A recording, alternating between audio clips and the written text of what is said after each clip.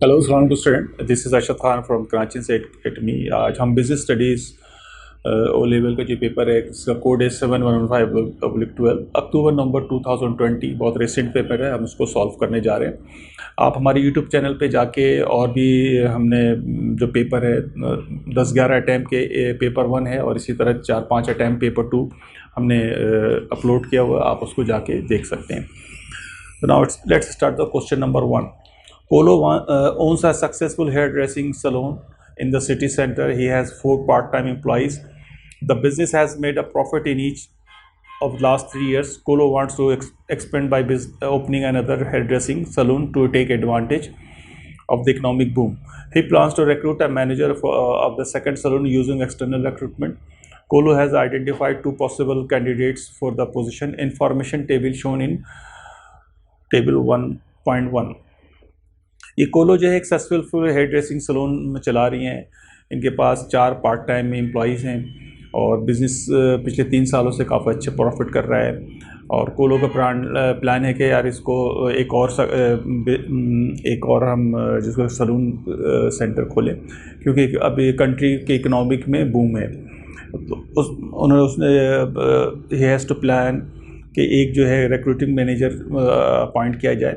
और कोलो के पास ऑलरेडी जो है 2 पॉसिबल कैंडिडेट्स उसने इस पोजीशन के लिए सेलेक्ट कर लिए। और इंफॉर्मेशन अबाउट द कोलोज बिजनेस जो है वो नीचे दिया हुआ है। नंबर 1 ये कि एक्सट्रैक्ट फॉर कोलो information of the 2 candidates. 2 candidates के बारे में बताया। पहला कैंडिडेट का एक्सपीरियंस है 5 साल, दूसरे का 20 साल।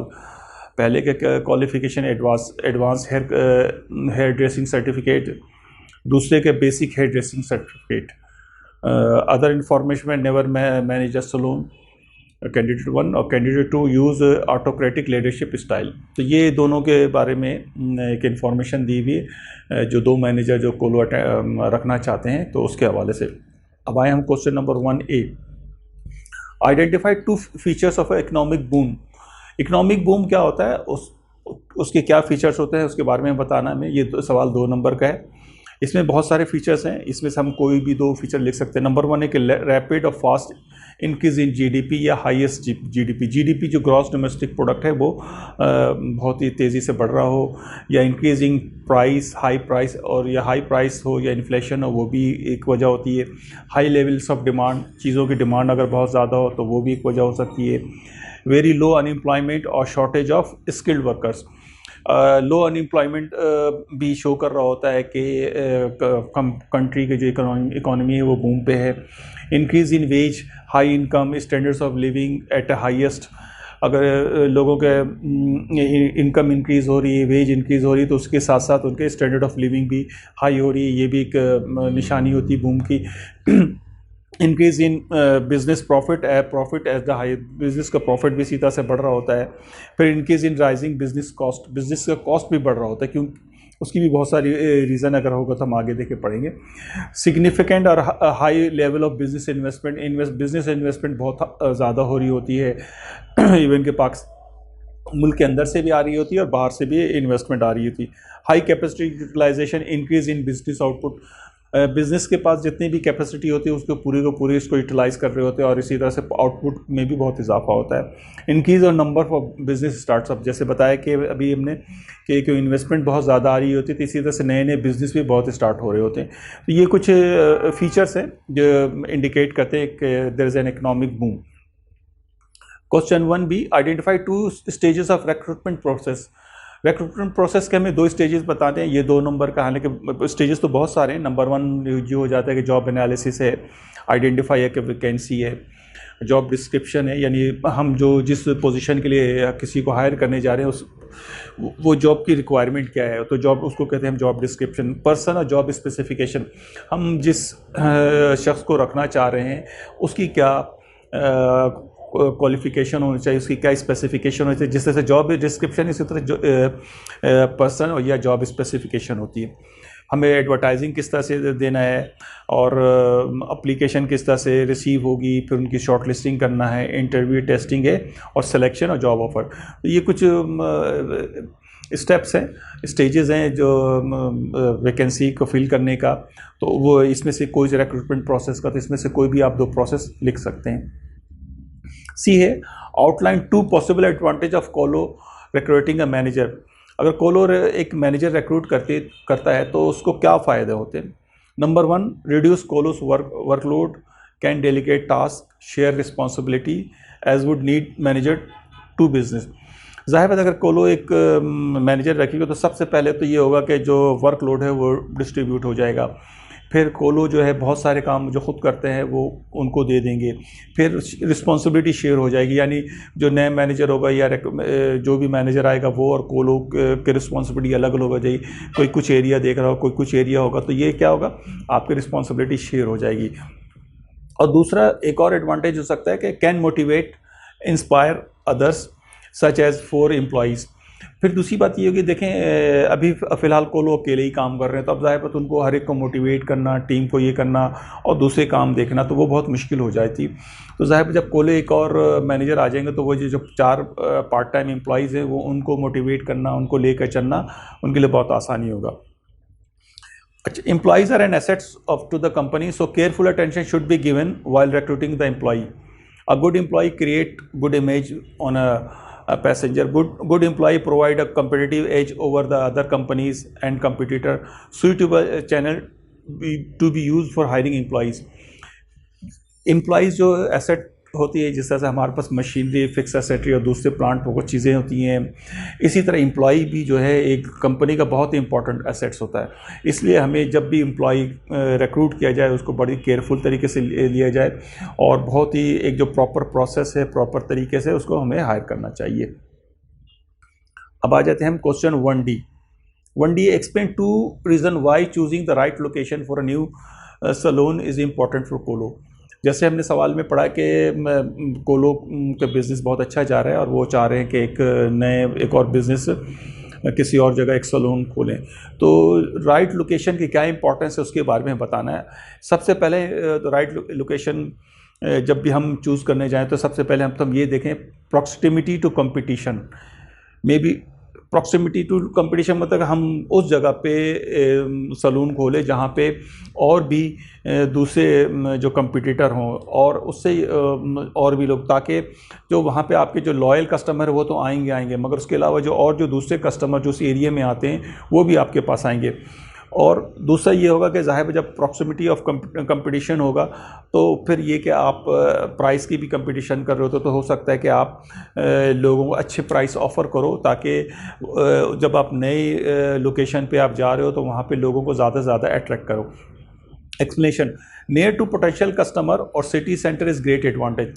आप कोशिश ये होना चाहिए कि हमारे जो कस्टमर के करीब होना चाहिए और जो सिटी सेंटर है अगर शहर के बीच में हो तो बहुत अच्छा हो for colo, because large number of customer are attracted in the city centre और where all the salons are situated in the same area.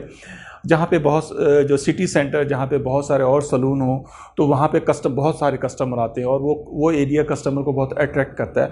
तो कोलो को भी चाहिए कि ऐसी जगह पे अपना सलून बनाए कि जो सेंटर ऑफ द सिटी हो और जहाँ पे ऑलरेडी बहुत सारे कस्टमर जो आपके सलून हो, ताकि वहाँ पे आपका कंपटीशन हो और दूसरे लोग भी आपके पास आ सकें। Number 2, supplies of salon items are easily available for they reside near by areas. एक और सबसे इम्पॉर्टेंट चीज़ ये होना चाहिए कि आप अपनी लोकेशन वहाँ पे ढूंढें जहाँ पे आपको सप्लाईज जो सलून की है वो आराम से मिल जाए, और जो दूसरे जो एक तो आराम से भी मिल जाए और आपके जितनी भी चीज़ें सप्लाई करने वाले वो वहीं करीब ही आपके सलून के मतलब उनके या तो शॉप्स हों या उनके डिस्ट्रीब्यूशन हो वहाँ पे। Explanation, supplier of various salon item consumable and other services near to salon will help colo to keep good customer service. क्योंकि देखिए सलून के करीब चीज़ें होंगी तो जब भी कभी कोई भी चीज़ चाहिए होगा तो कोलो आराम से ला सकते हैं और उसको फिर इस्तेमाल कर सकते हैं, जिससे कि कस्टमर सर्विस से बहुत फ़र्क पड़ेगा। Which is a key for Kolo salon business. Good customer service play decisive role in the salon service. देखिए सलून सर्विस जो है ना फुल पर्सनल अटेंशन मांगता है, पर्सनल केयर मांगता है, तो अगर आपकी कस्टमर सर्विस बहुत अच्छी होगी तो आपके पास लोग खुद ब खुद आएंगे। Which attract individual and corporate clients. आपके साथ साथ इंडिविजुअल भी आएंगे और जो कॉर्पोरेट क्लाइंट्स हैं, जो बहुत सारे जो इदारे हैं या बहुत सारे और लोग हैं जो इस तरह से लोग हैं, वो सब भी आपके पास आ सकते हैं। Amenities and services are necessary to day operation of colo salon is great advantage for amenities है या दूसरी सर्विसेज हैं, जैसे वहाँ पे अगर होटल हैं और खाने पीने की चीज़ें मिल रही हैं, क्योंकि ज़ाहिर जो स्टाफ वहाँ पे काम कर रहे हैं उनके लिए भी कोई चीज़ें अवेलेबल हो, इस तरह की चीज़ें। और भी अम्यूनिटीज़ जो है पानी, बिजली, गैस और भी जो चीज़ सलून के लिए चाहिए वो सब चीज़ें भी अवेलेबल होना चाहिए। तो ये सब चीज़ों का भी वहाँ पे सलून के करीब होना बहुत ज़रूरी होता है। तो स्टूडेंट ये आपने देख लिया दो जो हमें चॉइसेस देखने पड़ते हैं लोकेशन के लिए, ये हमने डिस्कस कर लिया। ये 6 नंबर का सवाल है last. Do you think that experience is the most important factor of for a business to consider when recruiting a new manager? Justify your answer. क्योंकि अभी जैसे हमने सवाल में पढ़ा कि कोलो जो है एक मैनेजर रिक्रूट करना चाहते हैं और उसके लिए उन्होंने 2 मैनेजर को शॉर्टलिस्ट भी कर लिया है। उसमें से एक मैनेजर बहुत एक्सपीरियंस, एक मैनेजर एक्सपीरियंस कम है। जिनके पास कम एक्सपीरियंस मैनेजर है तो उनके पास नॉलेज ज़्यादा है, यानी वो ज़्यादा पढ़े लिखे हैं, और बाकी जो दूसरे हैं उनके पास बेसिक किस्म की ट्रेनिंग है। तो हम उसको देख लेते हैं। Experienced manager is a very important factor for running and managing day to day operation of business, specially in salon business. Experience जो शख्स होता है उसकी एक बड़ी इंपॉर्टेंस होती है, क्योंकि एक्सपीरियंस होता है, उसको वो हर एक प्रोसेस, हर चीज़ को बारे में पता होता है, किस तरह से कस्टमर को हैंडल करता है, किस तरह से सलून को मैनेज करना है, किस तरह से वहाँ पे लोगों को अट्रैक्ट करना है, ये सब सारी चीज़ें। तो एक्सपीरियंस की एक अलग वैल्यू है। Experience person may expect higher wages. Experience person मगर चाहेगा कि उसको तनख्वाह भी ज़्यादा मिले, जो कि आपके लेबर कॉस्ट पर असर करेगा। एक्सपीरियंस पर्सन से एक ये फ़ायदा है कि वो कम से कम मिस्टेक करेगा। So business may able to provide better service और मोर इफ़िशेंट। ज़ाहिर बात एक्सपीरियंस बंदा होगा तो वो कम से कम गलतियाँ करेगा, और तो जिससे कि बिज़नेस को लॉसेस कम हो गया और एफिशिएंट सर्विस मिलेगा। इससे ये होगा कि ज़ाहिर है जब अच्छी सर्विस मिलेगी तो ब्रांड लॉयल्टी बढ़ेगी, लोग ज़्यादा से ज़्यादा कोलो के पास आएंगे। और वो एक्सपीरियंस जो एक बंदा होता है उसको पता होता है कि किस तरह से उसको अपनी जॉब करनी है और किस तरह से पूरे डिपार्टमेंट को या सलून को लेके चलना है।